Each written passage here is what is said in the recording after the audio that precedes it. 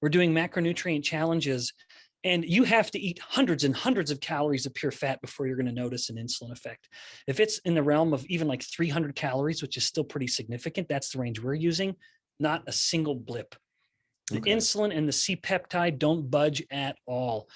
But anyway, to bring this back to your original question, no reason to fear protein. That is how we're supposed to eat fat. In nature, those two come together, and let's just eat them the way God intended, if you will.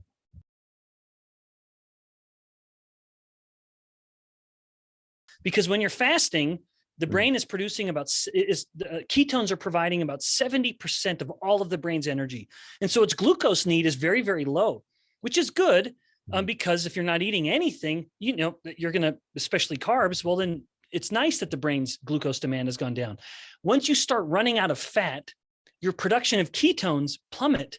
And now the brain can't get any ketones and has now become totally dependent on glucose. And guess who has to start paying that? Well, it's muscle.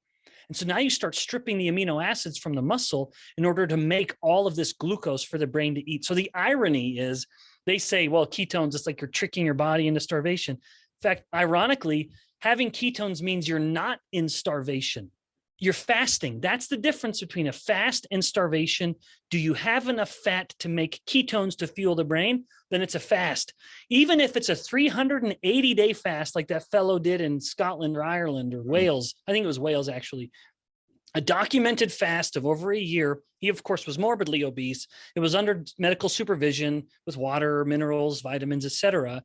But the fact that he kept making ketones meant he didn't lose any muscle. And indeed, he didn't, because you don't cut muscle unless you're starving. And starvation happens when you run out of fat and you can't make ketones.